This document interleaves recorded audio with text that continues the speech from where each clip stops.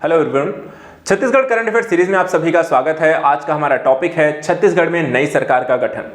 विधानसभा चुनाव होने के पश्चात से ही यहां पर देखा जाए तो मुख्यमंत्री के नाम पर सस्पेंस रहा, लेकिन जैसे ही मुख्यमंत्री को चुन लिया गया तो 13 दिसंबर के दिन यहां पर शपथ ग्रहण समारोह आयोजित किया गया। यहां पर एक मुख्यमंत्री और 2 उप मुख्यमंत्रियों के यहां पर शपथ दिलाई गई है। कैबिनेट का विस्तार होना अभी यहां पर बाकी है, लेकिन यहां पर आज हम डिस्कस करेंगे कि मुख्यमंत्री और दोनों ही उप मुख्यमंत्रियों के बारे में, इनके व्यक्तिगत और राजनीतिक जीवन के बारे में और इनके चुने हुए यहां पर आगे चल करके सरकार किस तरीके से चलने वाली है, उनके कुछ पहलुओं को यहां पर देखते हैं। तो सबसे पहले यहां पे तथ्यात्मक जानकारी लेते हैं इस नई सरकार के प्रमुख पदों पर आसीन व्यक्तियों के बारे में। देखा जाए तो इस समय आपको जो 3 व्यक्ति हैं जो यहां पर आपको नाम जिनके ध्यान रखने की। पहला तो विष्णुदेव साय जो हैं छत्तीसगढ़ के चौथे मुख्यमंत्री यहां पर चुने गए हैं। टोटल चौथे मुख्यमंत्री हैं। पहले यहां पर आदिवासी मुख्यमंत्री हैं अजीत जोगी। देखा जाए तो एक नाम आपको आता है जो कि यहां पे आदिवासी जरूर थे, लेकिन वो अंतरिम मुख्यमंत्री थे। ठीक है, यहां पे पूर्ण रूपेण जो मुख्यमंत्री का यहां पर चुनाव हुआ है या नियुक्त हुए हैं, वहां पर आपको देखा जाए तो वो आपके अरुणदेव साय हैं। इस दृष्टिकोण से आपको ये फैक्ट पर ध्यान रखना है, कंफ्यूज नहीं होना है। इसके साथ साथ 2 डिप्टी सीएम भी देखा जाए तो यहां पर आपको चुने गए हैं, उनका नाम आपको ध्यान रखना है। पहले यहां पर देख सकते हैं अरुण साव हैं और दूसरा यहां पर विजय शर्मा है। ये दोनों को डिप्टी सीएम के रूप में यहां पर शपथ दिला दी गई है। शपथ दिखाई जाए तो शपथ भी ध्यान रखिएगा किस दिन यहां पर सरकार का शपथ ग्रहण समारोह हुआ है, तो 13 दिसंबर के दिन यहां पर आपको शपथ तीनों ही व्यक्तियों के द्वारा ली गई है। अब इसमें भी देखा जो प्रक्रियाएं अपनाई गई हैं, 3 व्यक्ति हैं, तीनों ही अलग अलग यहां पर एक जातिगत समीकरण को ध्यान में रखकर छत्तीसगढ़ में नई सरकार का गठन हुआ है। जहां हम बात करें विष्णुदेव जो साय हैं, ये आपके एक आदिवासी आपको चेहरा है। वहीं आप देखें तो अरुण साय जो हैं ओबीसी आपका चेहरा है। और जहां विजय शर्मा की बात करें तो आपको एक सवर्ण वर्ग को ध्यान में रखकर तीनों ही कह सकते हैं अलग अलग वर्गों को जातिगत संगणना के आधार पर छत्तीसगढ़ सरकार का यहां पे गठन किया गया है। जो 3 पद दिए गए हैं वो इसी चीज को ध्यान में रखकर दिए गए हैं। आइए यहां पर इनके बारे में थोड़ा सा जानने का प्रयास करते हैं। सबसे पहले देखिए विष्णुदेव साय के बारे में, और छत्तीसगढ़ में अब तक कितने सीएम हुए हैं और यहां पर कितने कार्यकाल किसने निभाए हैं, सबसे ज्यादा समय तक कार्यकाल किसका रहा है, इनसे संबंधित फैक्ट भी देख लेते हैं। सबसे पहले विष्णुदेव साय के बारे में जानते हैं। देखिए इनका जन्म हुआ था 21 फरवरी 1964 को जसपुर के बगिया इलाके में। शिक्षा की बात करें तो यहां पर हायर सेकेंडरी कुनकुरी यहां पर इन्होंने की है। पेशे से देखा जाए तो ये किसान रहे हैं। राजनीतिक अनुभव भी देखा जाए तो इनका काफी लंबा है। 1989 में ये बगिया के सरपंच का चुनाव यहां पर जीत कर आते हैं। उसके बाद पहली बार 1990 में यहां पर देखा जाए तपकरा से विधानसभा से विधायक बनते हैं। रायगढ़ से 1999 से ये लगातार 4 बार सांसद बने और 2011 में और 2020 से 22 में प्रदेश अध्यक्ष के रूप में भी इन्होंने काम किया। आर्थिक स्थिति जो है देखा जाए तो चुनाव आयोग का जो शपथ पत्र इन्होंने दाखिल किया है वहां पे दिखाया गया कि 3.80 करोड़ की यहां पर इनके पास संपत्ति है।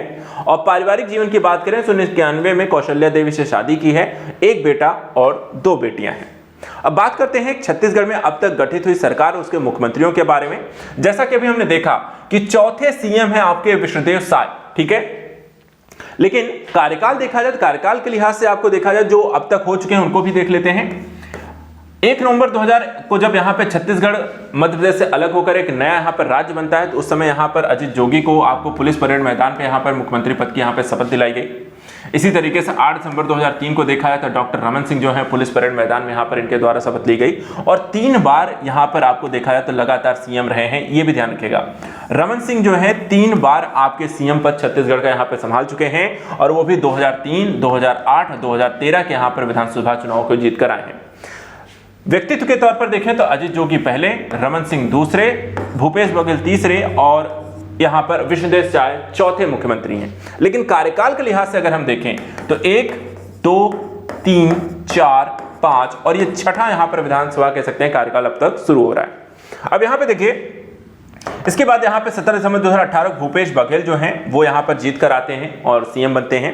और अब 13 दिसंबर 2023 को यहां पर विष्णुदेव साय जो हैं वो यहां पर चुनाव जीतकर मुख्यमंत्री का पद आपको धारण कर चुके हैं।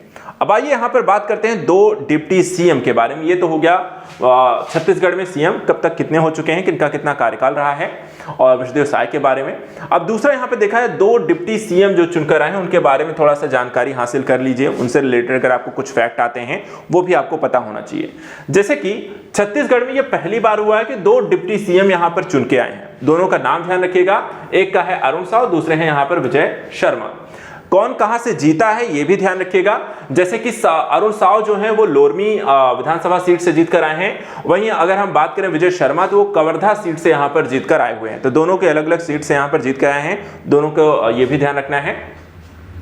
इसके अलावा महज 1 साल में साव के बारे में, साव और यहाँ पे शर्मा के बारे में थोड़ी सी जानकारी है कि साव ने सांसद से पहले प्रदेश अध्यक्ष और विधायक से डिप्टी सीएम तक का यहाँ पर इन्होंने पद, पूरे एक सफर जो राजनीतिक करियर रहा है, लगभग हर एक पद को यहाँ पर आए हैं। सांसद भी रहे हैं, विधायक भी रहे हैं और अब डिप्टी सीएम भी यहाँ पर बन गए हैं। और विजय शर्मा की जो प्रदेश में राजनीति है वो यहाँ पर अभी जस्ट शुरू हुई है, पहली पारी के तौर पर इसे देखा गया है। भाजपा ने प्रदेश में नेतृत्व की जो कमान है वो, जैसा कि यहाँ पे एक जातिगत संगणना को ध्यान में रखकर किया गया है, सवर्ण, ओबीसी और आदिवासी चेहरे के मिले जुले स्वरूप को लेकर। जैसा हमने यहाँ पे कहा, आपके अरुण साव जो हैं ओबीसी चेहरा हैं, विजय शर्मा आपके सवर्ण हैं और आदिवासी जो हैं विष्णुदेव साय हैं। इसके बाद दोनों ही व्यक्तियों के बारे में थोड़ा सा यहाँ पर जानते जाते एक जानकारी ले लेते हैं इनके राजनीतिक और करियर के जीवन के बारे में, व्यक्तिगत जीवन के बारे में। सबसे पहले देखिए अरुण साव के बारे में देखते हैं, ठीक है। अरुण साव का जन्म जो हुआ था 25 नवंबर 1968 को मुंगेरी के लोहड़िया जिला क्षेत्र में यहाँ पर हुआ। शिक्षा की बात करें तो मुंगेली से यहाँ पर इन्होंने स्कूली शिक्षा, कॉलेज की बीकॉम किया हुआ है और साथ ही साथ बिलासपुर से एलएलबी किया। पेशे की बात करें 2000 में छत्तीसगढ़ हाईकोर्ट में वकालत की है। 2008 से 2013 तक राज्य शासन के उप अधिवक्ता के तौर पर जिम्मेदारी इनके द्वारा संभाली गई है। इसके साथ ही राजनीतिक अनुभव जो है 1990 में देखें तो अखिल भारतीय परिषद से शुरुआत की, 1996 में युवा मोर्चा जिला अध्यक्ष रहे, 2019 में बिलासपुर से सांसद बने और 2022 में बीजेपी के प्रदेश अध्यक्ष के रूप में कार्यभार संभाला है। आर्थिक स्थिति जो है, चुनाव आयोग के शपथ पत्र के मुताबिक अरुण साव के पास 1.66 करोड़ की यहाँ पर संपत्ति है। वहीं परिवार की बात करें तो अरुण साव की पत्नी का नाम मीणा साव है, इकलौता बेटा अमित साव रायपुर के हिदायतुल्लाह नेशनल लॉ यूनिवर्सिटी में यहाँ पर स्टूडेंट हैं। अब दूसरे जो डिप्टी सीएम हैं जिनका नाम यहाँ पर विजय शर्मा है, उनके बारे में देख लेते हैं। इनका जन्म 17 जुलाई 1973 को हुआ। शिक्षा देखें तो एमएससी फिजिक्स रविशंकर यूनिवर्सिटी से इन्होंने की है। इनका पेशा जो रहा है खेती और पुश्तैनी संसाधन, जैसे कि यहाँ पर किराए पे दुकान इत्यादि उठाते हैं। आर्थिक स्थिति की बात करें तो चुनाव आयोग के शपथ पत्र के मुताबिक विजय बघेल के पास करीब यहाँ पर 2 करोड़ की आपको संपत्ति है। इसके साथ साथ राजनीतिक अनुभव की बात करें तो मई 2015 से दिसंबर 2015 तक कवर्धा के कार्यकारी जिला अध्यक्ष रहे। 2016 से प्रदेश अध्यक्ष भारतीय जनता युवा मोर्चा के रहे। फरवरी 2020 में जिला पंचायत सदस्य रहे और कवर्धा में झंडा विवाद सुर्खियों से आने के बाद मोहम्मद अकबर को विधानसभा चुनाव में हराकर यहां पर जीत कर आए।